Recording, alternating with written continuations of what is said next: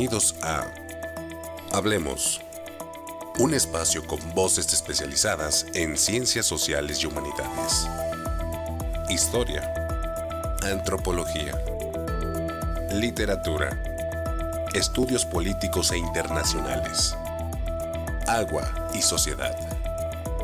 Divulguemos la ciencia. Divulguemos la ciencia. Ya comienza Hablemos.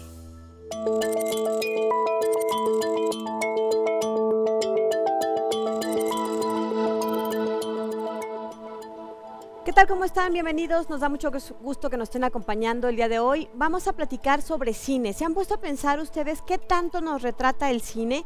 Así como hemos dicho en otras ocasiones que la historia nos da pequeños fragmentos pues de la vida que ha ocurrido a través de los siglos. El cine también puede ser una gran ventana a retratar ciertas épocas, ciertos momentos, ciertas coyunturas. Vamos a platicar de eso en el programa de hoy y los invitamos para que nos acompañen porque tenemos a un invitado que, bueno, es historiador, pero aparte es amante del cine y nos va a empezar a platicar un poco con ejemplos, con casos, con directores, con películas, cómo el cine se ha vuelto precisamente esta gran ventana a la realidad de México. Bienvenidos, bienvenidas, comenzamos.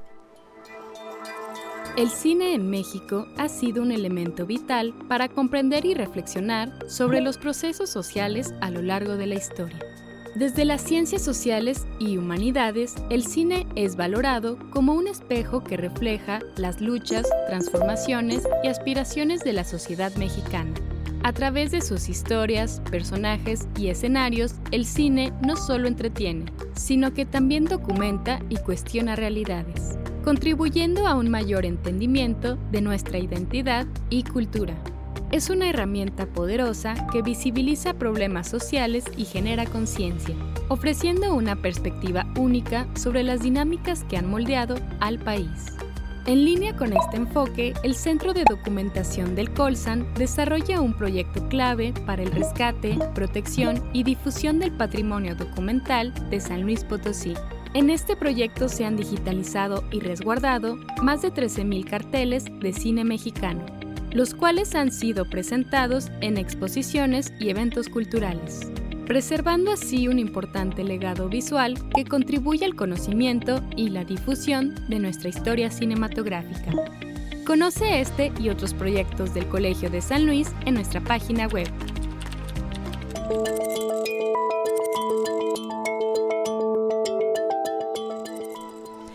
Bien, vamos a comenzar esta charla y nos da mucho gusto recibir al doctor Cándido Aguilar. Él es postdoctorante acá en el Colegio de San Luis, es historiador y bueno, pues ya lo habíamos invitado en otra ocasión y le agradecemos que nuevamente esté aquí con nosotros para hablar precisamente de este tema del cine. Gracias por acompañarnos, ¿cómo estás? Bienvenido.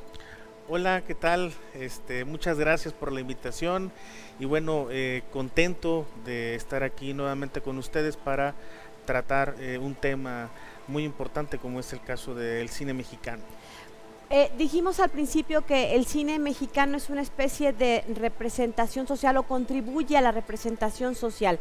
Cuéntanos en términos mucho más ligeros, mucho más entendibles para todo público, ¿qué es la representación social en el cine? Bueno, primeramente es importante aclarar que el término representación social es un concepto que se extrae de la psicología social, ¿sí? Este proviene de los argumentos de Moscovici, quien se apega también a otro concepto de Durkheim, que es la representación colectiva. Lo explico de una manera muy simple. Durkheim hablaba de la representación colectiva en el sentido de que había símbolos e imágenes que expresaban ideas y expresaban también al mismo tiempo valores. Cuando Moscovici recupera este término, lo aplica a un escenario social, pero obviamente con una metodología desde la psicología social, diciendo que en este mundo, sí, sobre todo el de la primera mitad del siglo XX, había ciertos factores que intervenían cuando se transmitían la información de un individuo a una sociedad. Y entonces se generaban una especie de zonas de conflicto o conflictos. Para poderlo comprender era importante analizar otros dos aspectos, que era el caso de la ideología y de los puentes de comunicación o la comunicación en general. Entonces aquí lo importante era observar la interacción social para ver de qué modo la gente se expresaba o se manifestaba cuando se presentaba un problema en el sentido del conflicto como tal. Eso es en el aspecto de la psicología social. Sin embargo, cuando se lleva este término para poder interpretar el cine, particularmente el discurso visual, la imagen, ¿sí? Va encaminado a poder entender un pensamiento social del cineasta, un pensamiento social de la película o del producto por sí mismo, también un pensamiento social de la gente, cómo percibe la película, y también posteriormente de los investigadores o las personas aficionadas o afectas a este cine y que trata de entender ese pensamiento social que trata de transmitir el director, así como todo lo que implica la complejidad de haber proyectado una cinta cinematográfica.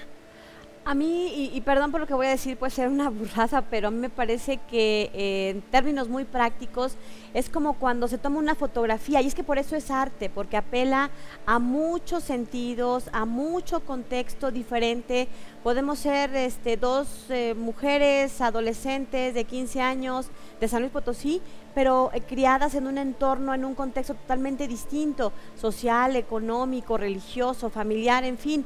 Y todo eso va a estar determinando cómo interpretamos una foto, una película, una pintura. Es arte al final de cuentas. Entonces haga de cuenta que usted ve una fotografía de un paisaje y para usted es un paisaje muy triste y para el que está al lado es un paisaje muy alegre, y en fin, pues de eso se trata precisamente, de apelar a muchos otros aspectos no tan tangibles, no tan concretos, no tan fríos.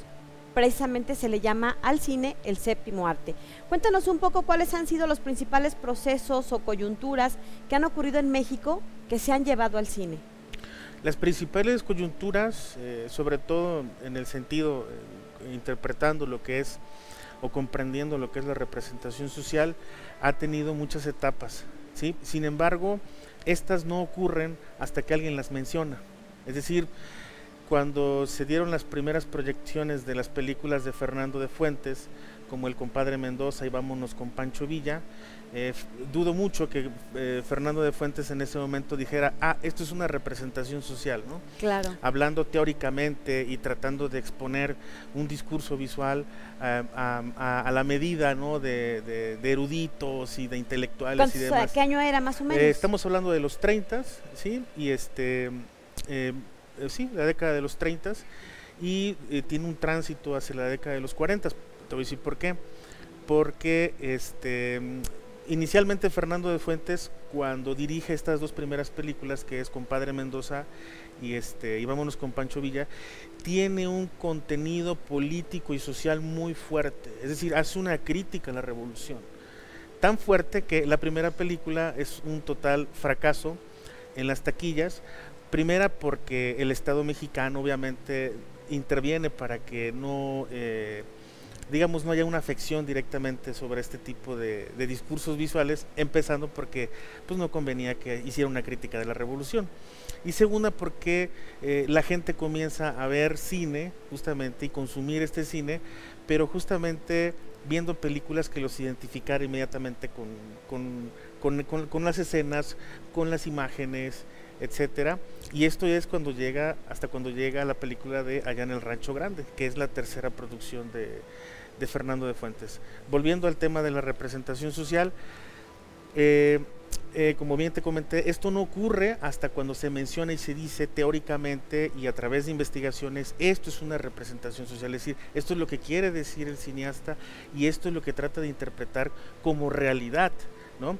Porque hay un término que se llama imaginería social que, digamos, interviene en estos procesos y de alguna manera cuando se expresa, ¿no?, esa realidad, pues cambia completamente cuando lo llevas de lo que ocurrió a la pantalla grande, ¿no?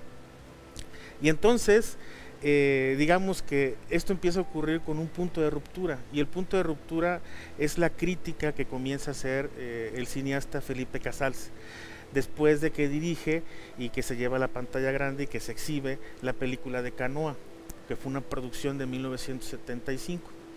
En ese momento, Felipe Casals comentó que el cine antiguo, es decir, lo que había ocurrido antes de 1975, y esto obviamente involucra lo que es el cine de oro mexicano, estaba muy cargado de un melodrama, es decir, esa representación social de los cineastas, en donde se contaban ciertas historias sobre la realidad social, siempre estaba involucrada la cuestión del amor y la venganza, ¿no?, con un nudo dramático que estaba fuertemente cargado por imágenes muy intencionadas, y decía que ese tipo de películas le habían mentido durante mucho tiempo al público mexicano, porque también tenía, por supuesto, una carga ideológica.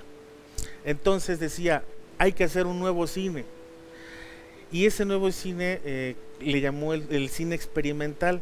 No el cine experimental en los términos del siglo XXI, que es, combinado con varios géneros, sino un cine experimental tratando de hacer algo nuevo, interpretando una realidad en la que el cineasta, en la que el director se desprende de su carga subjetiva e interpretativa y trata de mostrar las cosas tal cual son o tal cual ocurren, ¿no?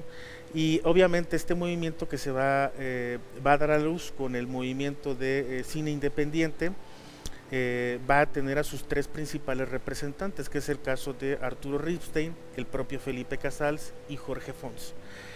Desde ese momento, al menos ya en el discurso, ya se estaba mencionando la cuestión de una representación social, justamente, pero como un sentido de crítico para interpretar una realidad social nacional. Obviamente este discurso generaliza y desacredita en cierta medida todo lo que se había hecho antes. Sin embargo, estas palabras fueron un poco mal interpretadas, porque Felipe Casals solamente se quería referir a esos melodramas, cuando pues no aclaró, y obviamente llevó a otro contexto. Es que, bueno, el cine te propone ciertos valores, ya lo decías, ¿no? Ideas, valores, símbolos, y es una forma de interpretar esa realidad, pero bueno, pues hay que ver también en qué contexto se está dando. Canoa es una película que aborda la problemática del 68, de este episodio tan trágico en la vida nacional, que bueno, pues nos va llevando, digamos, hacia otra forma de mirar las cosas. Vamos a una pausa y regresamos para seguir platicando con nuestro invitado de hoy. Él es el doctor Cándido Aguilar y estamos platicando de cine.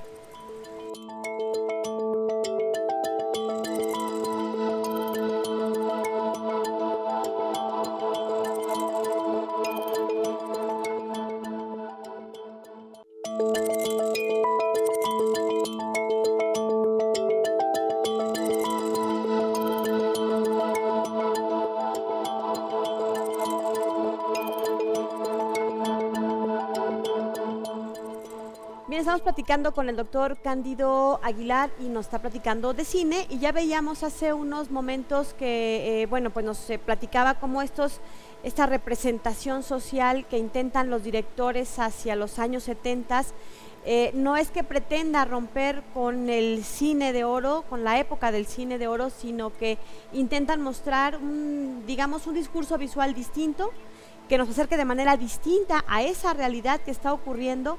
Porque efectivamente a lo mejor había quienes les parecía este cine de Jorge Negrete y de Sara García y de Pedro Infante pues demasiado color de rosa, porque en realidad no se romantizaba de algún modo todo lo que ocurría en el México rural, que a lo mejor no era tan fiel a la realidad social. Y entonces viene toda esta época en donde los exponentes, de los principales exponentes son Arturo Ripstein, Felipe Casals y me faltó uno. Jorge Fons. Jorge Fons, claro, que después acabaron haciendo películas ya hacia finales de los 80s también muy interesantes, y otros acabaron en Televisa, no es cierto. Bueno, cuéntanos. Sí, siguiendo con el tema de esta coyuntura, justo hablando de las películas y de que se tenía que hacer algo nuevo, y algo nuevo tenía que ser ajustado a las necesidades. Por ejemplo, una crítica era que muchas de las películas en donde participaba Jorge Negrete casi siempre estaban saturadas de canciones de él, en donde era más estético, y de repente aparecía una figura femenina como el caso de María Félix, en donde pues obviamente se romantizaba esta belleza y se idealizaba a la mujer como tal, en donde a lo mejor tenía que ofrecer u otorgar otro tipo de contenidos en donde vieran realmente cómo vivía la mujer en la familia, qué representaba el problema, por ejemplo, de un acoso laboral o incluso un acoso sexual, por qué no decirlo, en un escenario propiamente laboral y demás. Y entonces, de las películas que rescatan, por ejemplo, esta generación, es el caso de Los Olvidados, de película de Luis Buñuel, y de repente pues también hay que tomar en cuenta que ellos se sitúan en un contexto en el que se viene generando desde 1957 varios géneros que se van reproduciendo en torno a lo que es el cine de terror, el cine de ficción, que le llamaban el cine de ficción, donde aparecieron las películas de Caperucita Roja, es decir, algo más destinado para niños y para la familia y demás. El cine, por ejemplo, surrealista, que ya había sido iniciado con Luis Buñuel, pero llega Alejandro Jodorowsky y pone en escena Fando y Lis, Santa Sangre y después La Montaña Sagrada. ¿Cómo eran esas películas? Eran como más oscuras, ¿no? Eran diferentes. Lo que pasa que, por ejemplo, Jodorowsky trabajaba mucho con la cuestión de los símbolos, de las ideas culturalmente construidas alrededor de la familia, y de alguna manera pues él lo mostraba, pero justamente a través de imágenes muy fuertes.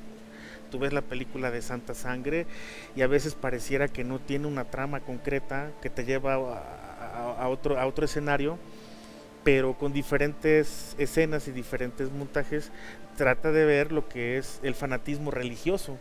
Por ejemplo, El Topo es otra película que pues fue muy criticada en su momento, pues también juega un poquito con lo que representa la familia, que hay que independizar a los hijos, cosas por el estilo, pero siempre es surrealista, es decir, anteponen otra realidad en donde lo menos que te esperas es un final en esa realidad, ¿sí? Pero también está el cine de luchadores, está el cine de terror. ¿El cine de luchadores también había una representación social específica? Por supuesto que hay una representación social, incluso después se utiliza como dispositivo cultural en el que se busca que la gente, como muy aficionada a este deporte, pues se sienta completamente identificada, porque es el superhéroe mexicano, ¿sí? No es el superhéroe estadounidense que vemos a través de los cómics, sino justamente cómics estadounidenses, por supuesto, sino justamente a partir de ese héroe que se bate en una campaña. Sin superpoderes, sino con una máscara y una capa en el ring. Y que lo puedes ver, que es tangible de alguna manera. Y que tiene una vida común y corriente. Totalmente, ¿no? Pero también se mitifican estos personajes a través de las máscaras, ¿no? Como fue el caso del Santo. Del Santo, el Huracán Ramírez. Obviamente que este luchador, por ejemplo, el Santo, que muchos luchadores de su época decían que no era de los mejores luchadores, pero lo que lo había catapultado como la gran figura mítica, legendaria del cine de luchadores, había sido justamente que sus películas habían invadido el mercado no solamente de México, sino del mundo entero. Vamos, llegaba hasta Francia, ¿no? Y en Francia ya lo consideraron como algo surrealista. Se pensaba que México había creado un arte alterno, ¿no? a esta con toda intención, cuando fue casi un accidente, por ¿no? supuesto, del cine. Pero también aparece el símbolo de la mujer, el erotismo de la mujer, que ya venía siendo trabajado desde las películas de rumberas, pero que con estas películas también de luchadores es un ingrediente más. ¿Es el llamado cine de ficheras? El cine de ficheras aparece un poquito después, con la primera película que se llama Bellas de Noche. Esa película que está basada justamente en un montaje teatral del Güero Castro que se llamaba así, Las Ficheras, ¿sí? ese cine de ficheras, que bueno, es un plan con maña, es un proyecto cinematográfico que es muy impulsado desde el Estado mexicano, particularmente desde Margarita, la hermana de José López Portillo. Del presidente López Portillo, Margarita López Portillo ocupaba un puesto en la dirección de cine, radio y televisión. De radio, televisión y cinematografía. Y que bueno, muchos la criticaron, pero bueno. Pero ¿cuál era la intención del Estado? A ver, no eso no me la sabía. Lo que pasa que no era hacer algo corriente como muchos dijeron en su momento. Hay que tomar en cuenta que Margarita sí tenía estudios, o sea, no era una persona que desconociera el medio, tenía estudios de literatura y ya había pasado por varios puestos de difusión cultural. Cuando llega a la dirección general, ¿sí? La intención primaria de Margarita es generar dinero para la dirección. Y entonces decía, las películas están siendo muy costosas, la población en México está creciendo cada vez más y necesitamos hacer cine para las masas, pero un cine que implique poco presupuesto y que genere más ganancias. Un cine fácil. Un cine fácil, un cine a la mano, a la medida de todos, en donde está involucrada el erotismo, también un poco que vende, un poco también de pornografía, si es que se toma en consideración, digo, porque hay que tomar en cuenta la época, ¿no? La década, son los 70s y no se miraba un desnudo de los 70s como se mira ahorita un desnudo femenino en la actualidad. Entonces aparecen todas estas vedettes, ¿no? Como el caso de Lin May, ¿no? Sasha Montenegro, que después se convierte en la esposa del expresidente. Primero amante y después esposa sí, claro, de López Portillo. Y entonces, evidentemente es eso, comienza a meter un poco la mano privada, la inversión privada, y se hacen producciones cinematográficas muy, muy baratas, de hecho en vivo, en tiempo real. Muchas de esas grabaciones de estas películas se hicieron en tiempo real, es decir, estamos hablando que era la fiesta literalmente grabada como estaba, y así se pasaba, ¿no? Y de repente agregados de algunos intérpretes musicales por ahí, como para darle un poquito de sentido a la historia, como el caso de Chicoche, que era un músico que estaba en ascenso en la música tropical. ¿Y por qué la música tropical? ¿Y por qué las vedettes? ¿Y por qué introducir lingüísticamente los albures en toda esta narrativa visual? Porque justamente querían captar un público diferente. ¿Y cuál era ese público diferente? Decía Margarita, es el público olvidado, es el de las masas. Estamos hablando de la gente que muy pocas veces tiene tiempo de poder ir al cine, de poder disfrutar una película, pero a su medida. Entonces obviamente estamos hablando de gente de un estrato socioeconómico muy bajo, pero que cada vez es mucho mayor, y entonces le resultó. Y es que eran los cines de los años 70, unos cines enormes, salas grandes completamente. Pagabas un y que pasaba de todo tipo de cosas en esas salas, ¿no? O sea, digamos que no siempre era lo más agradable, pero eran salas que estaban a la medida de esas, al acceso de la clase obrera, quizá. Y sí, rindió frutos como tal, pero obviamente tanto fue recargar el apoyo sobre estas producciones que evidentemente muchos críticos lo han llamado como tal el abaratamiento del cine nacional. Pero por otro lado está esta generación del cine independiente que en el mismo tiempo están produciendo películas justamente apegados a otro tipo de realidades, en donde surgen películas como El Castillo de la Pureza, Canoa, Los Albañiles, El Apando, Rojo Amanecer, que son una propuesta más elaborada, con un contenido, digamos, pues de más sustancia. Social. Un contenido enteramente social. Y ese sí es, digamos, pues es que se va haciendo de manera paralela, ¿no? En el mismo tiempo, en el mismo contexto. Sí, es de manera paralela. Pero con dos propuestas totalmente distintas. Sí, es cuando ya el cine mexicano ya tiene diferentes opciones para poderlo ver. Ya no son solamente melodramas, ya no son solamente películas tan ligeras, de entretenimiento, ¿no? Sí, completamente. Vamos a una pausa y regresamos para seguir platicando con nuestro invitado. Estamos hablando de cine y bueno, pues ahorita los dejamos con una invitación que vamos a compartirles sobre un evento importante que va a organizar el programa de estudios literarios del Colegio de San Luis y que tiene que ver con los, con este fondo especial que hay, con este proyecto de investigación en torno a la imprenta de Vanegas Arroyo. Los dejamos con esto, nos vamos a la pausa y regresamos. ¿Te acuerdas de las posadas en casa de la abuela? ¿Has oído hablar de los impresos populares de México? El programa de estudios literarios del Colsan te invita al seminario Impresos Populares de Vanegas Arroyo, que se llevará a cabo el 10 y 11 de octubre en modalidad híbrida. En este evento, diversos especialistas dialogarán sobre múltiples aspectos de la producción literaria de esta icónica imprenta popular.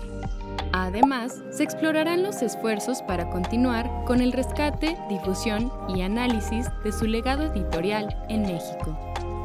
Consulta el programa completo en nuestras redes sociales y en nuestra página web.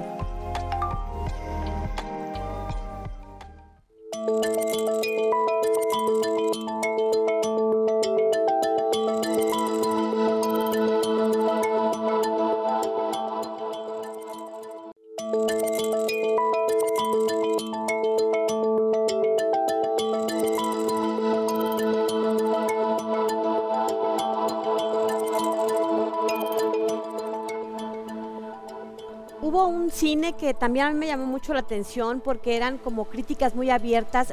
Ahorita nuestro invitado me va a corregir si me equivoco, pero me voy a regresar un poquito a la película de Los Olvidados y creo que podría compararse, no sé, tú me dirás, una muy color de rosa, digo no muy color de rosa, pero sí un poquito ahí romantizando algunas situaciones, las películas de Pedro Infante de Nosotros los pobres, ustedes los ricos, contra la visión propuesta en Los Olvidados. Creo que las de Pedro Infante sí es una tragedia y es una situación, pero digamos que nos retratan este México de las vecindades, de la pobreza urbana, pues muy felices, pero en Los Olvidados pues ya no tanto, incluso no fue bien recibida según entiendo en la época, ¿no? Esto, digamos, en las últimas décadas, ya en los 70s, 80s, hubo otras propuestas de cine en donde las películas eran una abierta crítica social. En Los Olvidados se intentó como abrir un poco esta crítica, pero no era tan frontal, creo yo, muy sutil, muy bien manejada, con una propuesta visual también muy bonita, pero no tan abierta. Cosa que ya empezó a ocurrir más hacia acá de los años 70, ¿es correcto? Sí, sin embargo hay que situar justamente cada una de estas películas en un contexto político sobre todo. Ese es en principio. Y segunda, el hecho de que, por ejemplo, las películas de Pedro Infante fueran más romantizadas, con este nudo dramático que decía Felipe Casals, y que las de Luis Buñuel fueran un poco más, vamos a decirlo así, más crudas como tal, no quiere decir que unas películas fueran mejores que otras. Sencillamente son propuestas diferentes que tienen propósitos diferentes. Luis Buñuel con Los Olvidados tenía obviamente la intención de retratar ese México urbano en donde la pobreza es pobreza, reproduce pobreza, y no porque hay una convivencia muy cercana entre pobres quiere decir que existan malos y buenos. Hay todas las malas intenciones que pueda haber, como cualquier ser humano en cualquier contexto socioeconómico, porque existen intereses y afloran cualquier cantidad de emociones y sentimientos. Entonces, manejar esa cruda realidad desde esa perspectiva como lo ofrecen en Los Olvidados, obviamente le vale el descrédito de ciertos sectores del mundo cinematográfico en México, ¿no? Como el caso de la reprobación total que tiene Emilio Lino Fernández sobre esta película, y otras críticas de actores mexicanos y actrices también, porque dicen que literalmente no está representando lo que son los valores mexicanos. Los Olvidados. Los Olvidados, claro, pero obviamente sabemos que sí lo estaba haciendo. desde otra perspectiva. Pero también hay que hablar de ese contexto. O sea, el propósito del cine mexicano era otro. El cine mexicano se había abierto al mundo desde los 40, la década de 1940, y buscaba justamente ofrecer este mundo reparado, reconstruido, desde que venía de una revolución y que había sido devastado, y querían ofrecer este territorio, esta visión sobre el territorio mexicano más apacible, más, como tú decías, más color de rosa, en donde sí hay conflictos, en donde sí hay problemas, pero de alguna manera pueden ser sobrellevados por una política nacional.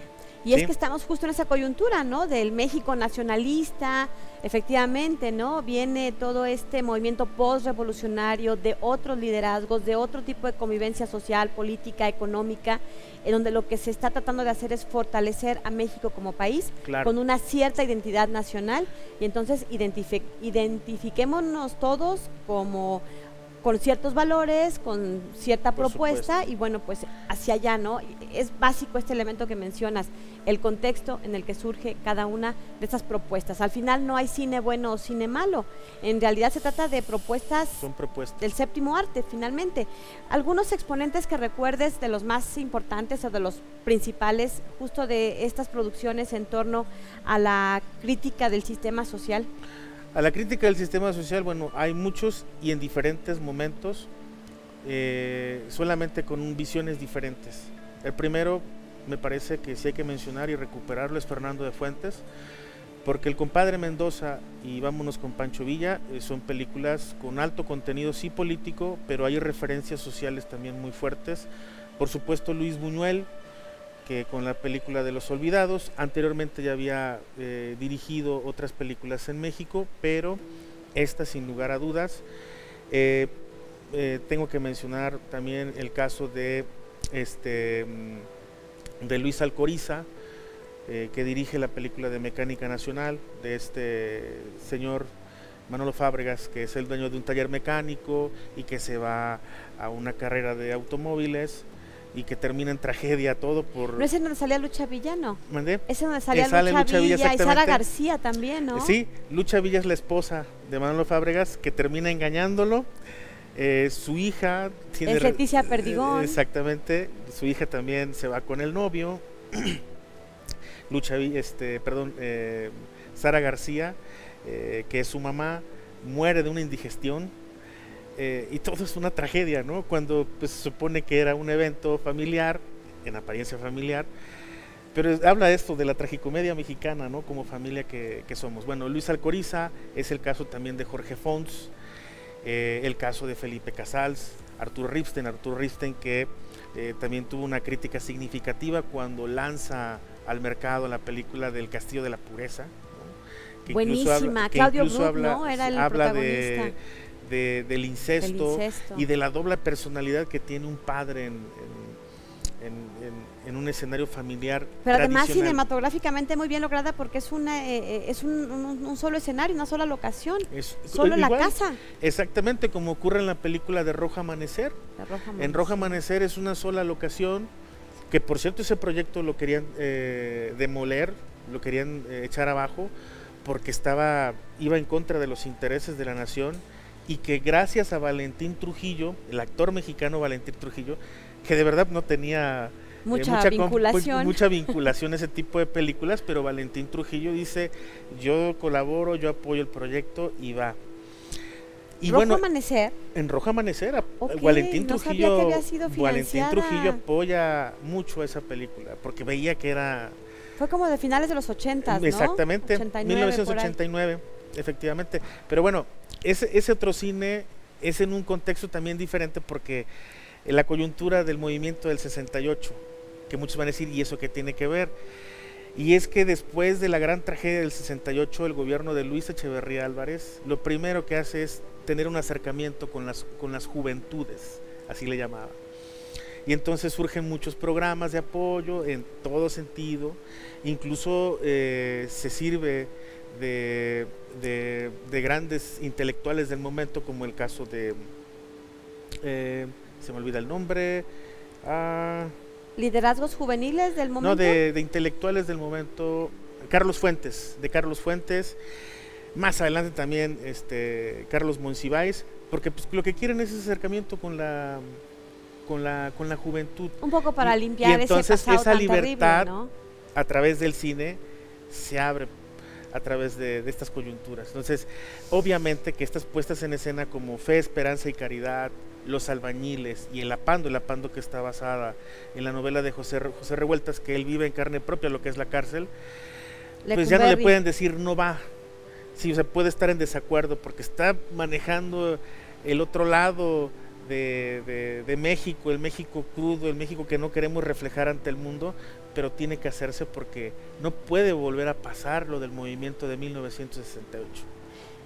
Tiene el Rojo Amanecer, por ejemplo, que es una película que se estrena hacia 1989, me imagino que estaba maquilando, produciendo, justo en el aniversario 20 del movimiento del 68, en donde se revivieron en México pues muchas fibras. Los entonces líderes del 68, del movimiento estudiantil, volvieron a ser motivo de atención mediática, el foco volteó hacia allá.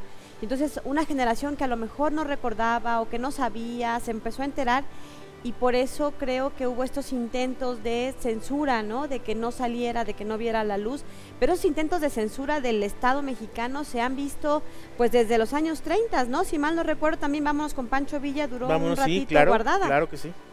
Y bueno, pues es que estas críticas sociales no siempre vienen bien a los que ejercen el poder, porque al final de cuentas es un vehículo que enseña, que educa, quizá no lleva esa intención, pero del cine siempre aprendes algo, ¿no?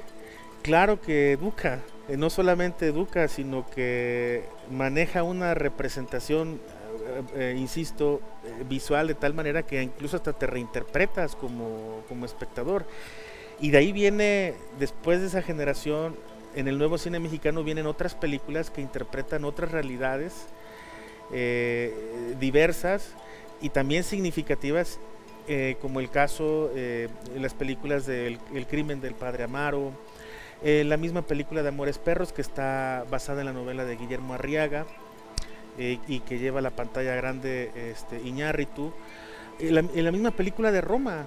O sea, el mismo Jorge Ayala Blanco, que es uno de los más grandes críticos del cine nacional, la llamó una obra de arte, porque técnicamente, visualmente y argumentativamente no le pedía nada a ninguna película de otro país. Y tan es así que se llevó todos los premios. Y sí, es que no necesitó ni siquiera de fondo musical para darte un impacto profundo a lo que representa la orfandad mexicana, la niñez, la desolación social, el clasismo, pero vamos a platicar de esa después de la pausa, porque además me quedé un escaloncito atrás, como una década atrás, con El Callejón de los Milagros, que es uno de estos obras de estos tres exponentes que nos mencionabas al principio. Hacemos un corte y regresamos, los dejamos con este book trailer de Los Raros.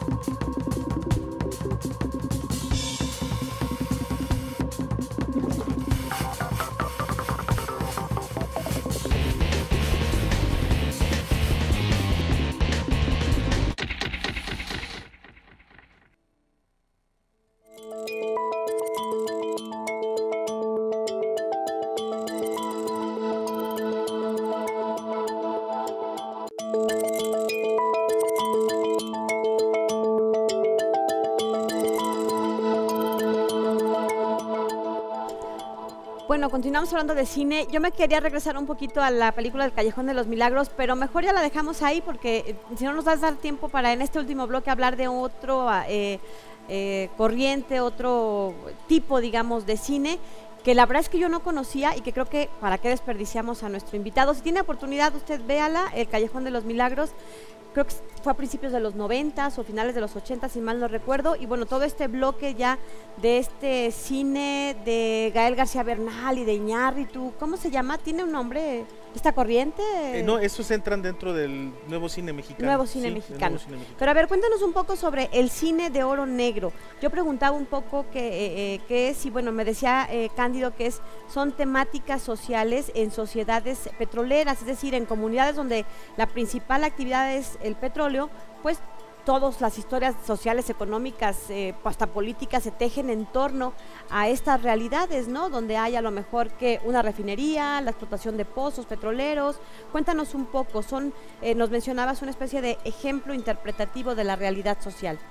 Sí, no lo pudiste haber definido mejor, porque efectivamente es eso. Se le llama cine de oro negro porque oro negro representa esa significación que se le da al petróleo en términos metafóricos. Por la riqueza que representa, efectivamente, ¿no? Esa riqueza que representa. Y bueno, en el año 2018 la Filmoteca de la UNAM, sí, junto con Pemex, decidieron hacer justamente un ciclo de cine de oro negro, en donde lo que buscaban justamente era recuperar esos filmes mexicanos que hacían referencia a la etapa de la industria petrolera en diferentes fases, desde antes de la nacionalización petrolera, la nacionalización petrolera y ya bajo el control administrativo de la paraestatal Pemex. Y entonces obviamente se rescata una serie de películas muy importantes con alto contenido social. Insisto, cuando se habla de estos términos de contenido social, aparecen en el imaginario de la gente hasta cuando son mencionados. En el momento es muy complicado observarlos como tal. Claro, tú vas y ves una película y no te estás dando cuenta y trae una carga ideológica, una propuesta política. Tú vas a disfrutarla, tú vas al cine, tú vas a disfrutarla, tú vas a verla. Es más, pueden pasar años hasta que te das cuenta de lo que iba, ¿no? Y eso, ¿no? Que hasta cuando las analizan.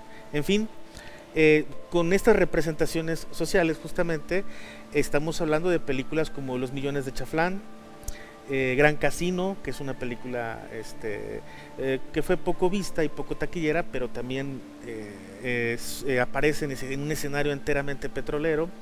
La gran película del cine de oro negro, pues es sin duda alguna Rosa Blanca, que es de Roberto Gabaldón.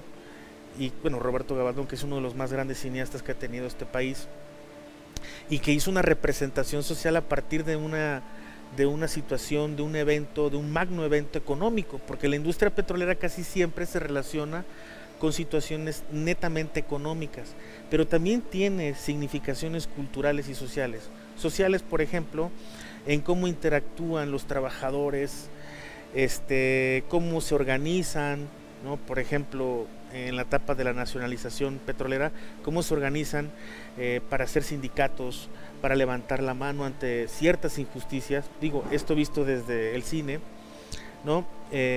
Para mejorar sus salarios y demás, y que obviamente se basan en documentación histórica y en algunas novelas para poderlos llevar a la pantalla grande.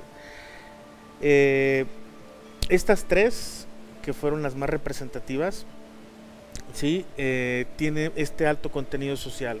Por ejemplo, también Los Millones de Chaflán, que es un tipo que literalmente se saca la lotería porque le compran unos terrenos, una empresa petrolera extranjera le compra sus terrenos que tienen petróleo, y después, como toda familia del campo y demás, y que no está acostumbrada a la abundancia, pues no sabe qué hacer con su dinero, y obviamente hay una serie de factores familiares que se van involucrando, ¿no? De que ¿qué vas a hacer con tu dinero? ¿Cómo lo vas a invertir? Y entonces pues llegan agiotistas, llega por el clásico compadre que yo te voy a ayudar porque pues hay que hacer crecer la fortuna y demás. Un alto contenido social. En el Gran Casino, que está interpretada por Libertad Lamarque y Jorge Negrete. Jorge Negrete es de las pocas películas en donde aparece muy pocas veces cantando. Casi toda la película está, solamente en algunas escenas en el casino, canta con Libertad Lamarque, pero en la gran mayoría de la película aparece en escenas en donde hay complicidades por problemas que se presentan con los trabajadores y también por problemas que se van presentando por estos que le llaman sistemas de enganche para contratar a la gente. También un contenido social. Rosa Blanca ni se diga, que es un conflicto que ocurre a partir de literalmente el acaparamiento y el despojo de tierras de gente nativa que durante mucho tiempo había trabajado la tierra para cultivos como el plátano y todas estas cosas que era para beneficio de la propia gente, y que termina llegando una empresa que por las malas se apropia de todas estas tierras e incluso matan al dueño original, y de ahí se desarrolla toda una trama que en este caso Roberto Gabaldón tuvo ahí, digamos, la mirada fina para llevar cada fragmento de esa novela escrita por Traven a la pantalla grande. Entonces, el cine de oro negro tiene una mirada social, una representación social e incluso ambiental. Y es que no entenderíamos el México en el que hoy vivimos sin la influencia del petróleo, en muchos sentidos, no solo en el sureste, porque ahí han estado, digamos, la principal fuente de petróleo en cualquiera de sus formas de extracción o de procesarlo, etcétera, sino que ha sido pues parte de la historia misma de los mexicanos, desde, como bien dices, ¿no?, encontrar estos yacimientos, la nacionalización del petróleo, era una efeméride que nos hacían aprender sí o sí, ¿no? 18 de marzo de 1938, no vaya a meter yo la pata, el general Lázaro Cárdenas, etcétera, ¿no? Hasta nuestros días, en donde el movimiento sindical, Pemex, en fin, ha sido como una parte, ¿no? Y como esta, creo que el cine de oro negro es un ejemplo de este fragmento de realidad que nos acerca el cine. Y como ese, bueno, pues debe haber muchos otros, ¿no? Nos mencionabas muy al principio el uso de dispositivos culturales en el cine mexicano. ¿Qué son los dispositivos culturales? Ok, los dispositivos culturales, bueno, rápidamente, el término dispositivo es un término... Sí, porque nos quedan como 3 minutitos. Sí, el término dispositivo es un término que obviamente se le agradece mucho que lo haya involucrado en las ciencias sociales Michel Foucault. Siempre refiere a cuestiones de control a través de una serie de estrategias o mecanismos que implican eso, ¿no? Y bueno, si hablas de cuestiones culturales, involucras elementos como tradiciones, costumbres y demás. Es decir, son mecanismos, ¿sí?, culturales que tú utilizas en determinado momento como estrategia para controlar, pero también para solventar ciertos problemas. Dicho esto, cuando se habla de dispositivo cultural, se habla del Estado mexicano, porque utiliza justamente estos dispositivos culturales para mostrar lo que es un mexicano, lo que es una realidad mexicana a través de la familia, a través de la sociedad, etcétera. Entonces, por ejemplo, el charro como simbología, como imagen. Nos enseñaron a través del cine que las abuelitas o las mamás tienen que ser sufridas, abnegadas, aguantadoras, sumisas. Claro. Sara García, por ejemplo, ¿no? Ese es un dispositivo cultural. ¿Sara García era un dispositivo cultural? Claro que Sara García fue un dispositivo cultural. ¡Wow! Ya aprendimos algo hoy, qué emoción. ¿Por qué? Porque pues, te están tratando de mostrar dispositivo social y cultural.